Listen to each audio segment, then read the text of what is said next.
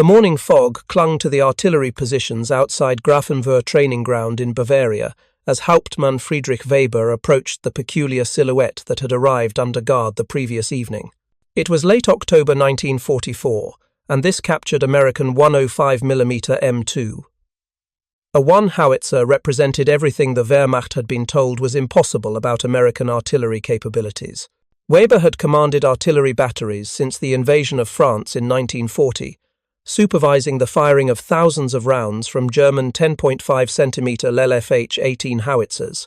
He understood ballistics, propellant chemistry, and the mathematics of indirect fire, as well as any officer in the Wehrmacht.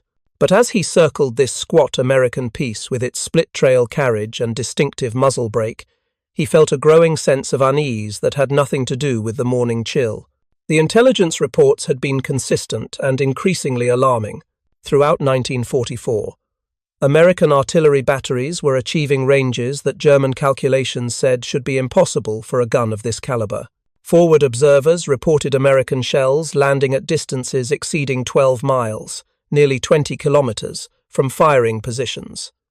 German counter-battery radar operators confirmed these impossible ranges. Most disturbing, American artillery fire was arriving with devastating accuracy and in overwhelming volumes that suggested unlimited ammunition supplies. German artillery doctrine, refined through decades of Prussian military tradition, was built on carefully calculated performance envelopes.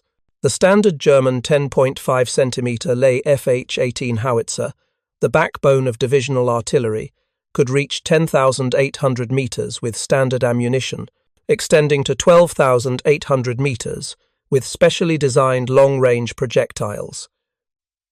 These ranges were achieved through precisely calculated propellant charges, optimal barrel lengths, and carefully engineered projectile designs that represented the pinnacle of German ballistic science. If you're enjoying this deep dive into the story, hit the subscribe button and let us know in the comments from where in the world you are watching from today. American artillery, German ordnance experts had concluded, must follow the same physical laws. A 105mm howitzer firing a similar weight projectile with comparable muzzle velocities should achieve comparable ranges. The reports of 12-mile American artillery fire were dismissed as exaggerations. The inevitable inflation of combat reports by panicked forward observers, or miscalculations by inexperienced soldiers unfamiliar with proper range estimation techniques. But the reports kept coming. From Normandy, from the Ardennes, from the Vosges Mountains, German units reported American artillery fire arriving from impossible distances. Shells were landing behind German positions that should have been safely beyond American artillery range. Counter-battery fire was suppressing German guns before they could relocate, suggesting the Americans had somehow achieved fire control capabilities that defied conventional artillery doctrine. Hauptmann Weber's assignment was straightforward in theory, but deeply unsettling in implication. He was to conduct comprehensive firing trials on this captured American howitzer, document its actual capabilities, and determine once and for all whether American artillery genuinely possessed the impossible ranges claimed in field reports. If the reports were true, then German artillery doctrine, German defensive planning, and German understanding of battlefield geometry were all fundamentally flawed. The howitzer had been captured intact near Metz 3 weeks earlier, when an American artillery battery was overrun during a German counterattack. The crew had disabled the breach mechanism before fleeing, but Wehrmacht ordnance specialists had repaired the damage using components cannibalized from a second captured piece. The gun now sat ready for testing, complete with several dozen rounds of American ammunition captured from the same position. Oberst Heinrich Müller, commander of the artillery school at Grafenwöhr, gathered his testing team in the equipment shed that morning. The group included ballistics engineers, ordnance specialists, fire control experts, and experienced artillery officers, all selected for their expertise and their reputation for objective analysis. Müller's instructions were explicit: conduct the tests rigorously, document everything precisely, and report findings honestly regardless of implications. Müller began, spreading reconnaissance photographs across the planning table. We are facing a crisis of understanding. Either our forward observers across multiple fronts are systematically incompetent at range estimation, or American artillery possesses capabilities that contradict our fundamental understanding of ballistic science. This test will determine which explanation is correct. The captured howitzer represented American military-industrial philosophy in physical form. Unlike German artillery pieces with their precisely machined components and traditional design aesthetics, this American gun exhibited characteristics that German engineers found almost offensive in their crude simplicity. The carriage was welded rather than cast, using simple plate steel assemblies instead of the elegant castings German foundries produced. The recoil mechanism appeared unsophisticated compared to the complex hydro-pneumatic systems German guns employed. Lieutenant Karl Hoffmann, a young officer who had studied mechanical engineering at the Technical University of Munich before the war, examined the howitzer's construction with barely concealed disdain. "This is mass production at its worst," he commented to Weber, running his hand along a welded seam. "Look at these welds, crude and functional with no attention to finish work. The Germans would never accept such workmanship." The breech mechanism, once repaired, operated smoothly but lacked the mechanical sophistication of German interrupted screw designs. The sighting equipment was simple, almost primitive, compared to German optical systems. The traverse and elevation mechanisms were functional but unrefined. Everything about the gun suggested it had been designed for rapid production by semi-skilled workers, rather than crafted by experienced artisans in precision workshops. "They build guns the way they build automobiles," observed Hauptmann Schmidt, an ordnance officer who had examined multiple captured American weapons. "Acceptable quality, easy manufacture, designed for replacement rather than repair. It is the artillery equivalent of the American Sherman tank, adequate but unimpressive." The testing protocol called for systematic firing at increasing ranges, documenting muzzle, velocity, projectile performance, and accuracy at each distance. The team established observation posts at measured intervals extending to 15 kilometers, well beyond what they expected the American howitzer to achieve. Additional observers were positioned at theoretical maximum ranges, anticipated to confirm that American artillery claims were exaggerated.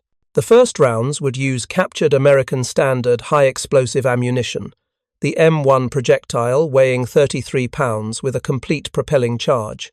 German ballistic calculations based on projectile weight, gun elevation, and assumed muzzle velocity predicted maximum range around 11,000 meters, comparable to German howitzers of similar caliber. The morning of October 23, 1944, dawned cold and clear, ideal conditions for range testing. Wind was minimal, visibility excellent, atmospheric pressure normal. The captured howitzer sat in firing position, its split trails spread wide, the barrel elevated to 45 degrees for maximum range. The German crew, experienced artillerymen all, stood ready to operate the American gun exactly as its designers intended. Oberst Müller personally verified all measurements.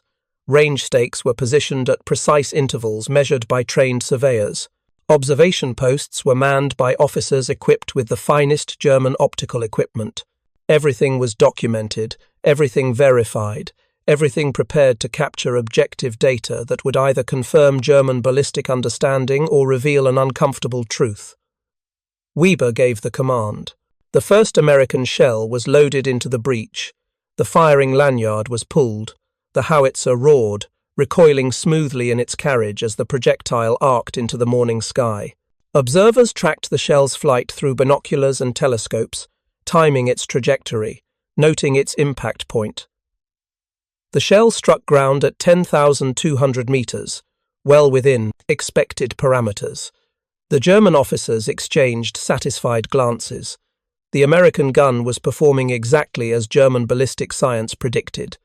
The first test confirmed their assumptions. American artillery ranges were being exaggerated in field reports, just as they had suspected. But the test protocol called for multiple firings at varying charges and elevations. The second round used what American loading tables designated as Charge 7, the maximum propellant load. The howitzer fired again. This time, observers watched with growing confusion as the projectile continued flying far beyond the first impact point. It sailed past 11,000 meters, past 12,000 meters, past every range marker they had positioned. The shell finally impacted at 13,400 meters, more than 8 miles from the firing position. The German officers stood in stunned silence.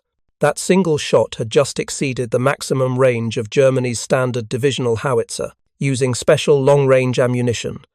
The American gun had achieved it with what appeared to be standard combat loads. "Repeat the shot," Müller ordered, his voice tight with controlled tension. "Verify the measurement. Check for errors." The crew loaded another maximum charge round. The howitzer fired. The shell landed at 13,200 meters, confirming the first result within normal variation. There was no error. The American 105mm Howitzer was routinely achieving ranges German ballistic science said should be impossible for a weapon of this size and design. "Continue testing," Weber commanded, though his mind was racing through calculations that didn't make sense. "Document everything. We need to understand how they're achieving this." Over the following hours, the German team fired dozens of American shells, carefully documenting performance at each propellant charge level. What they discovered would shatter their understanding of artillery design and reveal that American ordnance engineers had solved problems the Germans didn't even know existed.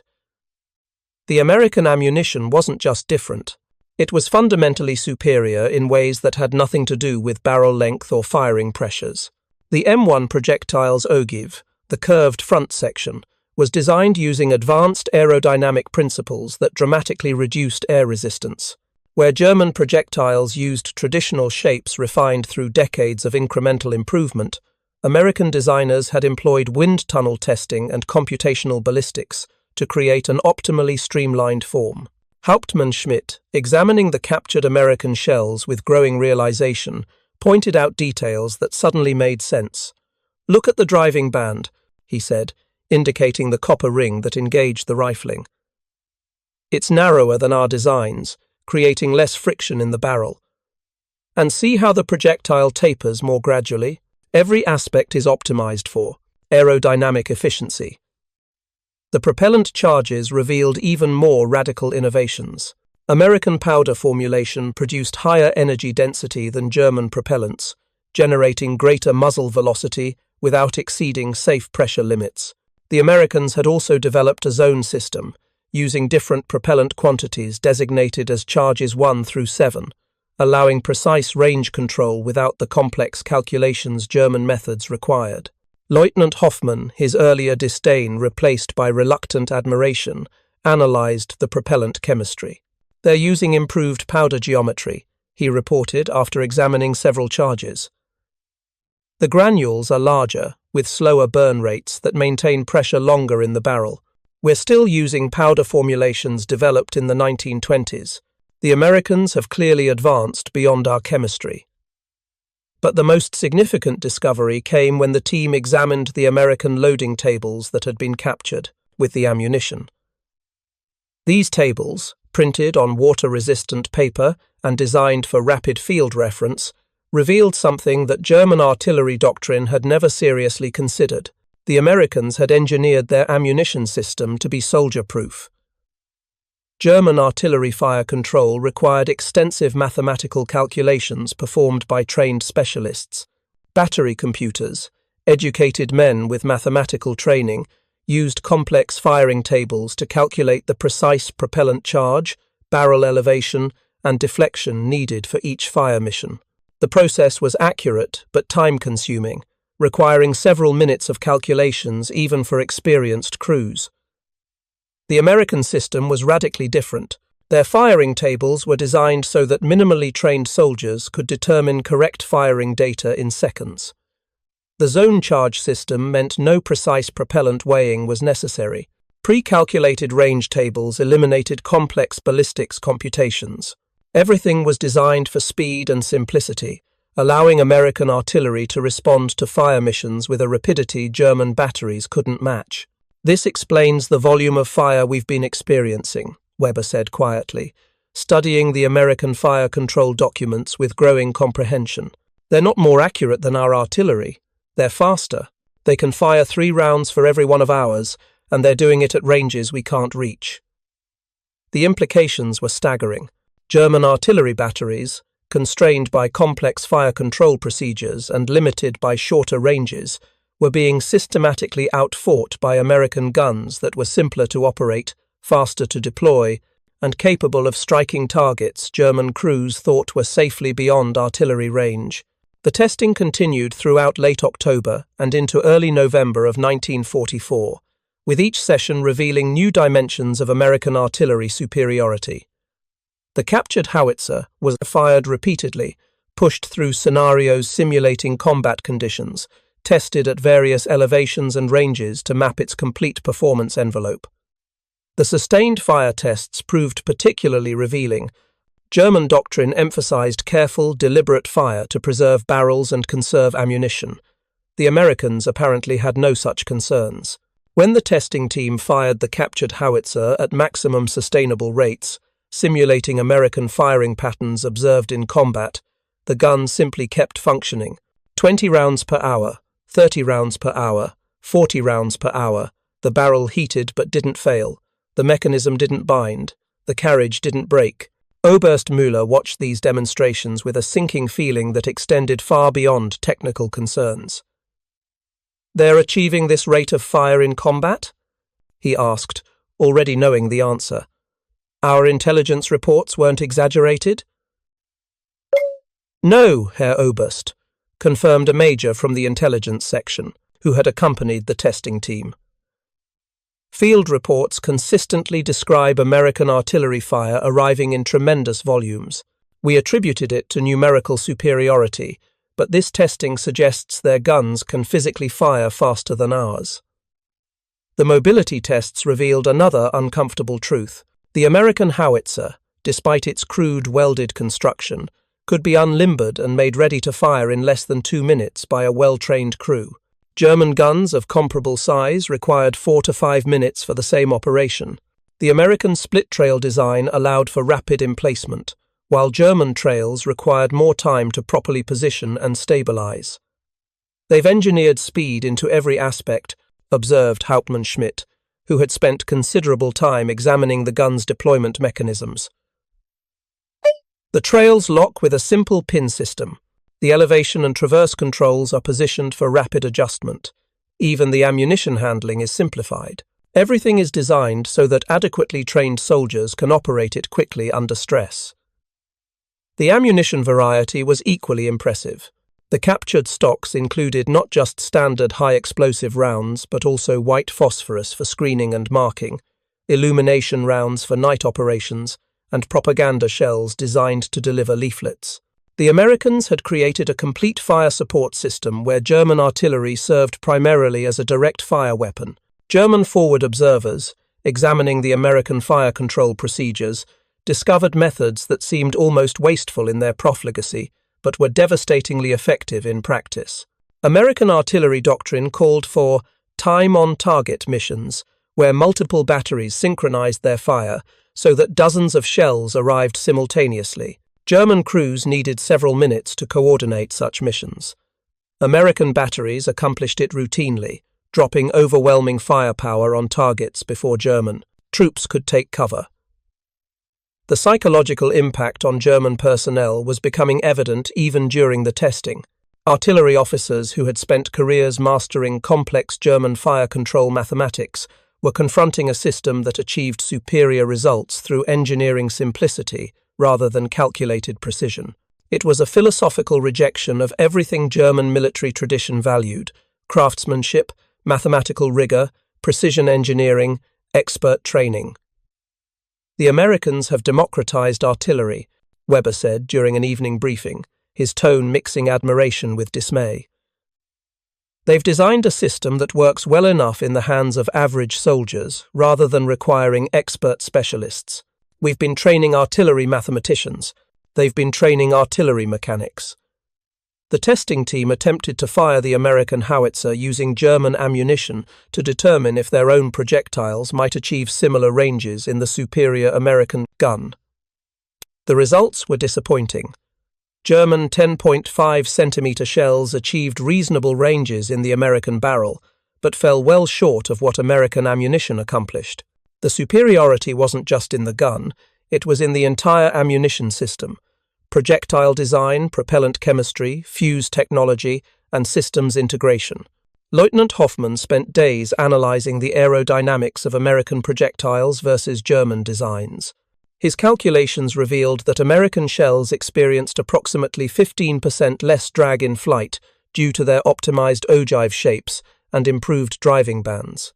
Combined with higher muzzle velocities from improved propellants, this translated directly into the superior ranges German observers had been reporting. "We've been refining a fundamentally inferior projectile design," Hoffmann reported, his engineering analysis filled with uncomfortable admissions. The Americans approached this as an aerodynamics problem and used modern fluid dynamics theory. "We've been using empirical methods that date to the 19th century, making incremental improvements to shapes that were never optimal to begin with." The testing revealed that American claims of 12-mile artillery range weren't exaggerations. They were conservative estimates. Under ideal conditions with maximum charges and optimal elevation, the M2A1 Howitzer could reach ranges exceeding 14,000 meters, nearly 9 miles. With the high explosive anti-tank rounds the Americans were now deploying, which used reduced drag projectiles, ranges extended even further. German defensive planning, based on assumptions that enemy artillery could reach roughly 12,000 meters, was revealed as dangerously inadequate. Command posts positioned at what German doctrine considered safe distances were actually well within American artillery range. Supply dumps, reserve positions, and artillery batteries themselves were vulnerable to fires from distances German calculations said were impossible. If you find this story engaging, please take a moment to subscribe and enable notifications. It helps us continue producing in-depth content like this. The captured Fire Direction Center equipment told its own story of American systems integration, where German artillery used separate instruments for angle measurement, range calculation, meteorological corrections, and deflection computation. American fire direction centers consolidated these functions into integrated systems that dramatically reduced calculation, time, and error opportunities. The American graphical firing table, an ingenious device that allowed rapid ballistic solutions without complex mathematics, particularly impressed German fire control officers. By plotting known variables on prepared charts, even modestly trained soldiers could determine firing data in seconds that would require trained computers several minutes using German methods. "This isn't just better engineering," observed Major Dietrich, the school's senior ballistics instructor. "This represents a fundamentally different philosophy about how artillery should function in modern warfare. The Americans have accepted that war is chaotic and have designed systems robust enough to work well despite that chaos. We've designed systems that require perfect conditions and expert operators." The metallurgical analysis of the American howitzer barrel revealed superior manufacturing techniques. The barrel was produced using techniques that created more uniform steel properties throughout, reducing the risk of premature wear or catastrophic failure. The chrome plating of the barrel bore, a manufacturing step German industry had largely abandoned to conserve strategic materials, significantly extended barrel life. German barrels typically required replacement after 4,000 rounds. The captured American barrel showed minimal wear despite having fired an estimated 7,000 rounds, based on bore erosion analysis. American guns simply lasted longer, requiring less frequent replacement and reducing logistical burdens. The recoil system, initially dismissed as crude by German observers, proved remarkably effective and notably more reliable than German designs. The American hydro-pneumatic system used simple components that could be maintained with basic tools. German recoil systems, more sophisticated in design, required specialized maintenance and were prone to seal failures that could disable a gun. During one extended firing session, a seal in the recoil mechanism began leaking. The German maintenance team expected to spend hours repairing it. Instead, They discovered the American design allowed seal replacement in less than 30 minutes, using standard tools and spare parts. The entire recoil system could be removed and replaced as a unit if necessary, something impossible with integrated German designs. They've designed this for field maintenance by ordinary soldiers, observed Feldwebel Krause, a maintenance specialist with 2 decades of artillery experience. Our guns need skilled armourers with specialised tools. This can be fixed by anyone with basic mechanical knowledge. In sustained combat, that difference is decisive. The ammunition handling equipment captured alongside the howitzer revealed yet another American advantage. The shells came in fibre containers that protected them from moisture and damage, while being light enough for easy handling. German ammunition was packed in heavy wooden crates that required tools to open and generated substantial waste. The American powder charges came in cloth bags colour-coded for the zone system, making it nearly impossible to load incorrect charges even in darkness or under stress. German propellant required careful weighing and measuring, creating opportunities for errors that could result in short rounds endangering friendly troops or excessive charges damaging the gun. Every aspect of the American artillery system reflected an obsessive focus on soldier usability and operational reliability. The sights were simpler and more robust than German optics. The loading mechanism was foolproof. The ammunition was standardized and interchangeable. The training requirements were minimal. The maintenance was straightforward. The performance was superior. By mid-November 1944, after nearly a month of intensive testing, the German team had accumulated comprehensive data that painted an undeniable picture. American artillery wasn't just different. It was better in almost every practical measure that mattered in sustained combat operations. Oberst Müller drafted his preliminary report with the methodical precision expected of a German staff officer. But his conclusions carried implications that would reverberate through Wehrmacht command structures. The American 105mm M2A1 howitzer represents a fundamental advancement in artillery design philosophy. Through superior projectile aerodynamics, improved propellant chemistry, and integrated fire control systems, American artillery achieves ranges exceeding 14,000 meters with standard ammunition, substantially surpassing capabilities of comparable German weapons. More significantly, the American design philosophy emphasizes operational reliability, rapid deployment, simplified operation, and sustained fire capability over the precision engineering and craftsmanship traditionally valued by German ordnance design. This approach yields artillery systems that perform effectively in the hands of minimally trained crews under field conditions. The implications for current operations are severe. German defensive positions established under the assumption that enemy artillery ranges do not exceed 12,000 meters are vulnerable to fires from substantially greater distances. American artillery can engage German batteries from ranges where counter-battery fire is ineffective. Command posts, supply facilities, and reserve positions established at distances considered safe by German doctrine are within American artillery range. Current German artillery cannot match American capabilities in range, rate of fire, or operational sustainability. The Americans possess not merely numerical superiority, but qualitative advantages that fundamentally alter battlefield geometry in their favor. The report landed in Berlin like an artillery shell itself, exploding comfortable assumptions about German technological superiority. How could the Americans, dismissed by German propaganda as mechanically incompetent, produce artillery superior to German designs refined through generations of Prussian military tradition? The answer, uncomfortable as it was for German leadership to accept, lay in fundamentally different approaches to engineering and warfare.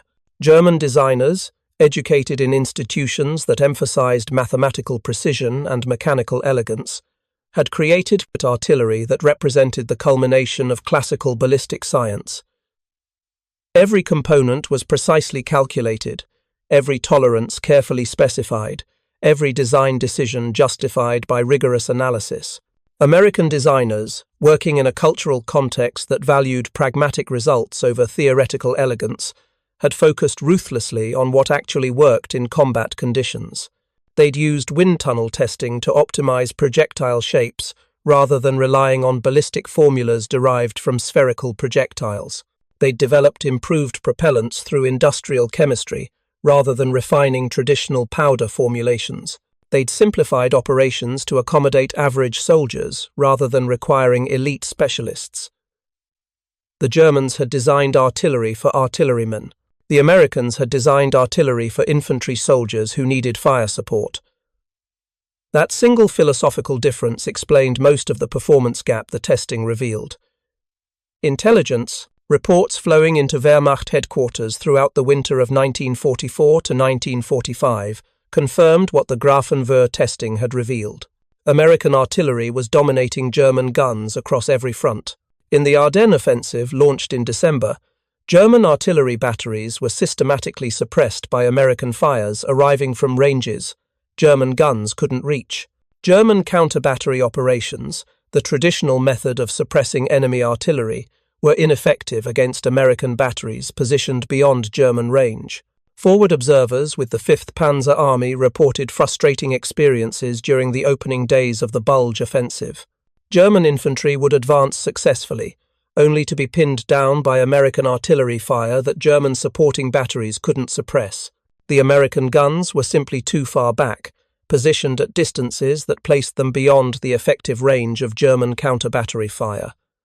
German artillery officers, trained in the Prussian tradition of aggressive artillery employment, found themselves unable to fulfill their fundamental mission, suppressing enemy fire support.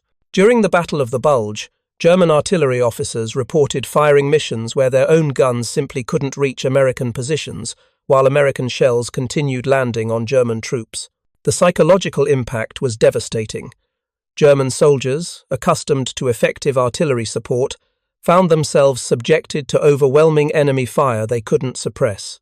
Morale plummeted as troops realized their own artillery was outmatched not just in quantity but in fundamental capability.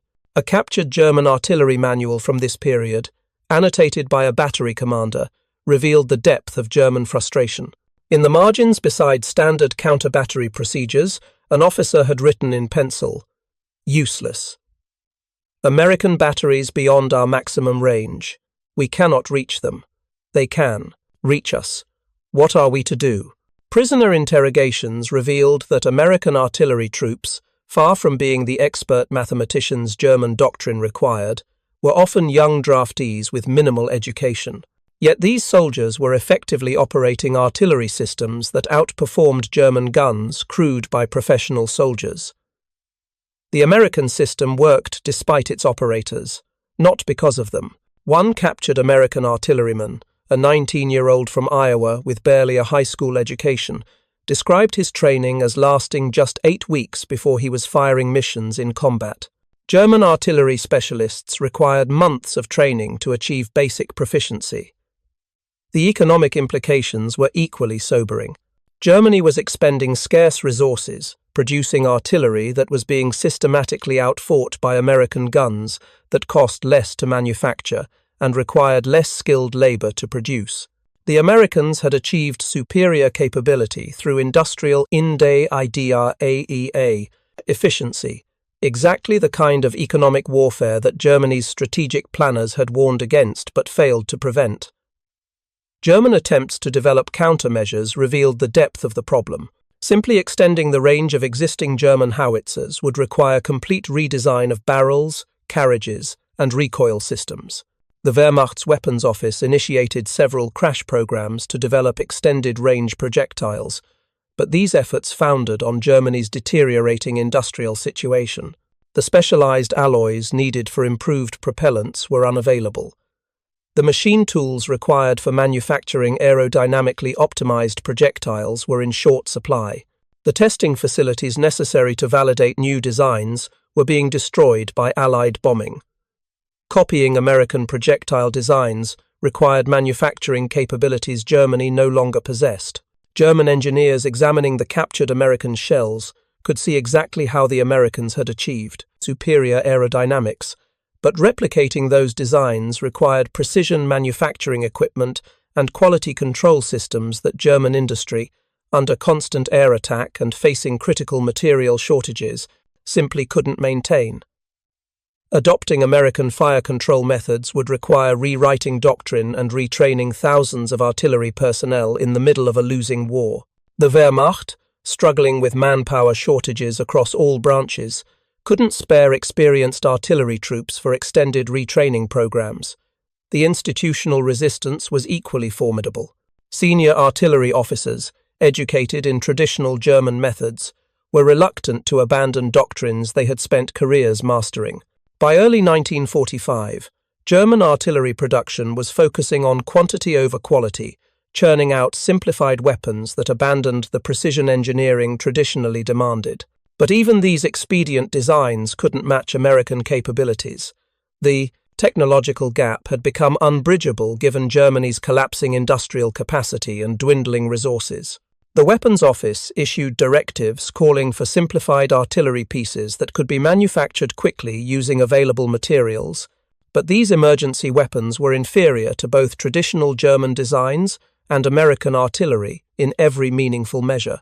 The captured American howitzer remained at Grafenwöhr through the winter, serving as a training device for German artillery officers who needed to understand what they were facing. Every officer who examined it came away with the same uncomfortable conclusion. The Americans had simply engineered better artillery through methods that contradicted German military technical tradition. The gun became almost a pilgrimage site for German artillery professionals seeking to understand how the Americans had achieved such decisive superiority. Oberst Müller organized weekly demonstrations for visiting officers, using the captured howitzer to illustrate the magnitude of Germany's artillery disadvantage. These demonstrations were sobering affairs. German officers would watch as the American gun fired shells far beyond the range their own weapons could achieve, then examine the simple, robust mechanisms that made such performance possible. Many left shaking their heads, unable to reconcile the crude appearance of American equipment with its superior battlefield performance. Hauptmann Weber, who had initiated the testing program, reflected on the experience in his personal diary with characteristic German thoroughness. His entries from November and December 1944 revealed a man grappling with the collapse of fundamental assumptions about German technological superiority. We began this evaluation confident that German ballistic science represented the pinnacle of artillery development. We believed American claims of superior range were exaggerations born of inexperienced observers. Assumed our tradition of precision engineering and mathematical rigor produced weapons superior to American mass production. We were wrong on every count. The Americans achieved superior artillery performance not through superior calculations, but through superior engineering. They optimized every component for actual combat performance rather than theoretical elegance. They designed for soldiers rather than specialists. They prioritized what worked over what was theoretically optimal. The humbling lesson is that our vaunted engineering tradition led us astray. We refined increasingly complex solutions to problems the Americans simply engineered away. We valued precision where the Americans valued reliability. We demanded expertise where the Americans designed for adequacy. In doing so, we created artillery that was theoretically superior, but practically inferior. The American 105mm Howitzer represents not just superior design, but a superior design philosophy. It is a weapon system optimized for total war, engineered to function effectively in the hands of minimally trained conscripts, designed to be produced by automobile workers and operated by farm boys. It succeeds because it accepts reality rather than demanding idealized conditions. We Germans built artillery for the war we wished to fight. The Americans built artillery for the war that actually existed. That difference explains why their shells are landing on our positions from distances we cannot return fire. Weber's diary entries became increasingly bitter as winter progressed and Germany's military situation deteriorated. By February 1945, he was writing about the broader implications of what the artillery testing had revealed. The howitzer at Grafenwöhr is not merely one captured weapon. It is a symbol of everything wrong with German military-industrial planning. We convinced ourselves that quality would triumph over quantity, that superior engineering would overcome material disadvantages, that German technical excellence would prove decisive. The Americans proved all these assumptions false. They built adequate weapons in overwhelming numbers. They designed for reliability rather than perfection. They engineered systems that functioned despite operator error rather than demanding flawless execution. And they won, not through superior German virtues like precision and discipline, but through pragmatic American virtues like adaptability and mass production efficiency. Our artillery, for all its theoretical sophistication, cannot reach American guns. Our tanks, for all their thick armor and powerful guns, break down before reaching the battlefield. Our aircraft, for all their advanced designs, sit grounded for lack of fuel. We Germans have engineered ourselves into defeat. By spring 1945, as Germany collapsed under combined offensives from east and west, American artillery was contributing decisively to Allied victories. Ranges that seemed impossible in late 1944 were now accepted facts that shaped every tactical decision. German defensive planning had to account for enemy artillery capable of striking targets up to 9 miles behind the front lines. This forced German commanders to position headquarters, supply dumps, and reserve formations much further from the front than their own logistics could efficiently support. The Rhine crossings in March 1945 demonstrated American artillery superiority with brutal clarity. American guns positioned on the west bank of the Rhine could reach German positions kilometers beyond the east bank, suppressing defensive fire, while American troops established bridgeheads. German artillery, forced to position further back to avoid American counter-battery fire, couldn't effectively engage American crossing sites. The range advantage the Grafenwöhr tests had documented translated directly into battlefield success. German artillery officers, watching from observation posts on the east bank of the Rhine, witnessed their own impotence. American shells landing on German defensive positions came from batteries invisible beyond the horizon, too distant for German guns to reach. When German batteries attempted counterfire, American counter-battery radar located them within minutes, and American artillery suppressed the German guns before they could relocate. The technological and doctrinal advantages combined to create a situation where German artillery was effectively neutralized. The psychological impact on German troops was profound and demoralizing. Infantry soldiers who came under American artillery fire knew their own guns couldn't provide effective counterfire. The sense of helplessness was corrosive to morale and combat effectiveness. Veteran soldiers who had fought through Poland, France, and Russia reported that American artillery fire was the most terrifying experience of the war, not because individual shells were more destructive than Soviet artillery, but because it came in overwhelming volumes from ranges that made retaliation impossible. The captured howitzer at Grafenwöhr was eventually destroyed in March 1945 as American forces approached the training ground. German artillery officers, understanding they were about to be overrun by the very forces whose weapons they had been studying, disabled the gun to prevent its recapture. The final irony was not lost on the officers involved. They were destroying American equipment to prevent Americans from recovering it.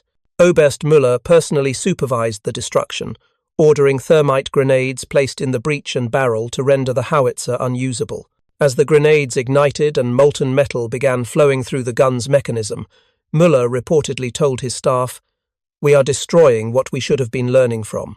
This gun could have taught us how to win the war, but we were too proud to learn the lessons it offered."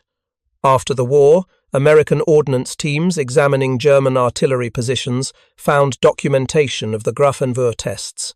The reports, written in careful German military prose, provided fascinating insights into how German professionals had analyzed and ultimately been forced to admit the superiority of American artillery systems.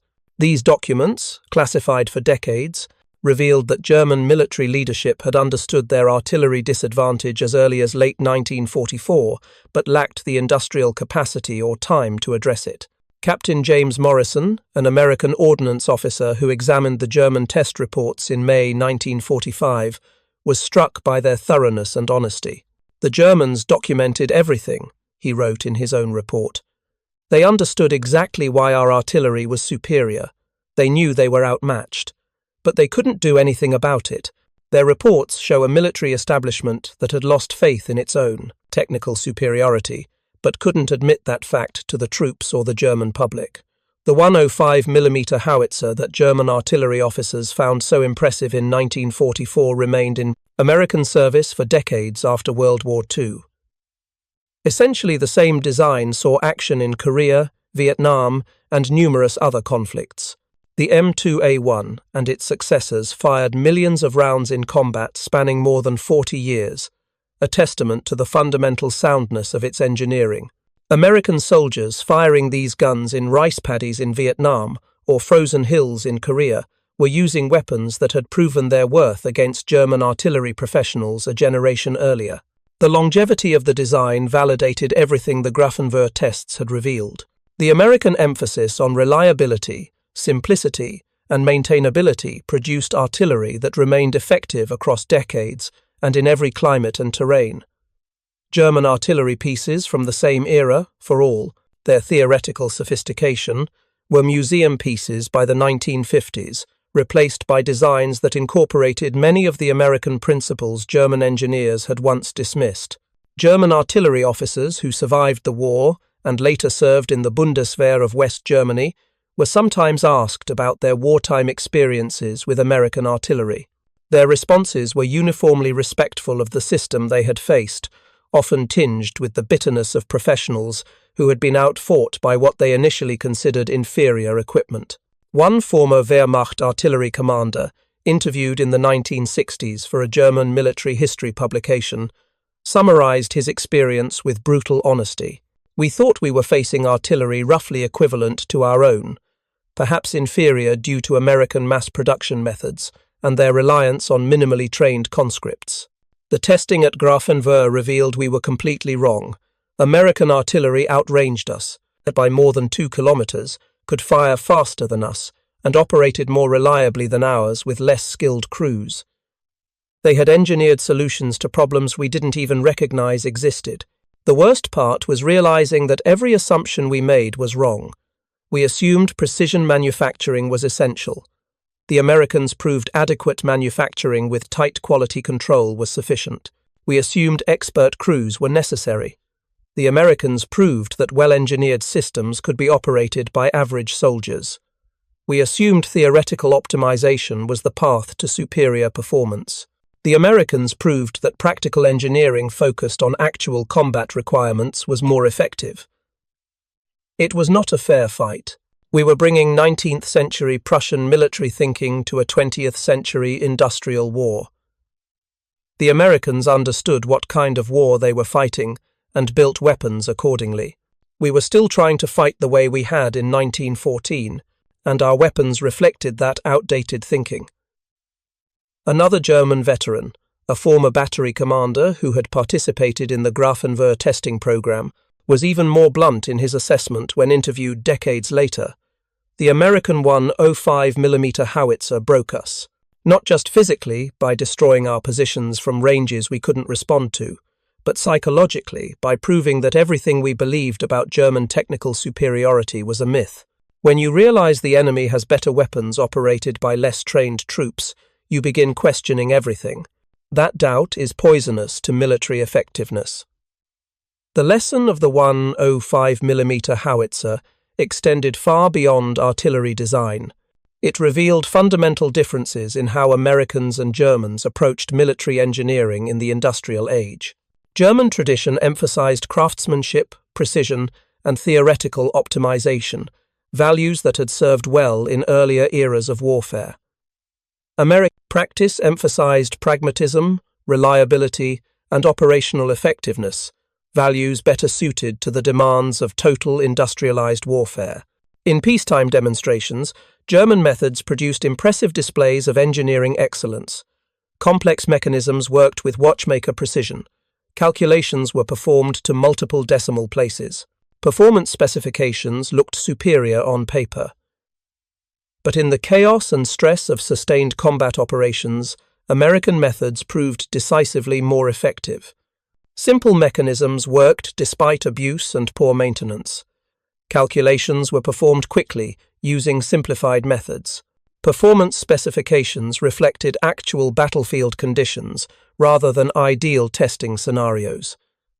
The Germans had built artillery to impress engineers at proving grounds and military demonstrations.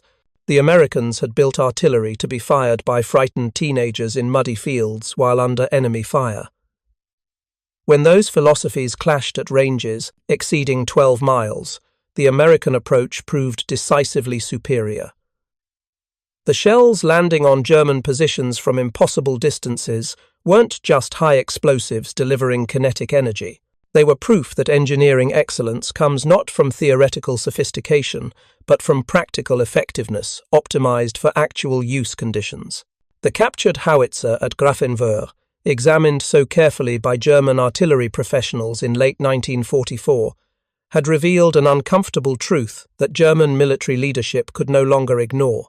American military industrial capacity wasn't just larger than Germany's in terms of raw production numbers. It was qualitatively superior, producing weapons better suited to the demands of modern mechanized warfare through superior design philosophy and manufacturing methodology.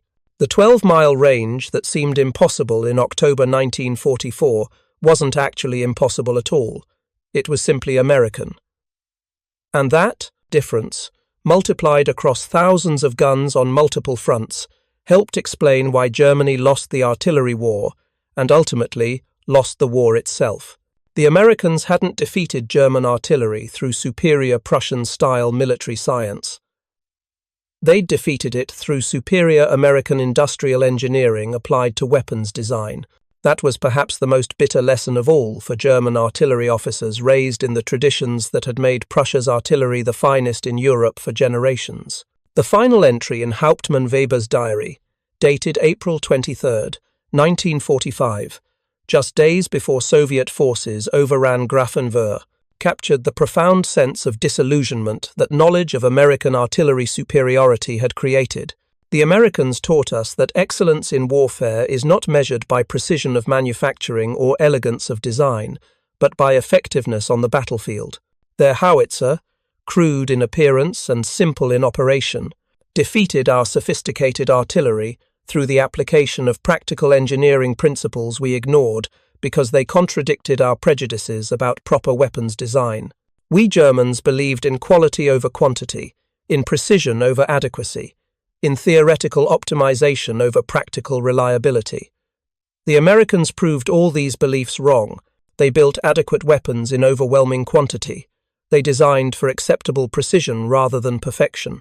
They optimized for practical battlefield conditions rather than theoretical ideal scenarios. And they won. The howitzer that sits destroyed in our shed is a monument to German arrogance. We could have learned from it in time to matter, but we were too proud to admit that American engineers had solved problems better than we had. That pride has cost us everything. The shells that will soon be landing on this training ground, fired from ranges we still cannot match, will be the final proof of lessons we learned too late. Thank you for watching. For more detailed historical breakdowns, check out the other videos on your screen now, and don't forget to subscribe.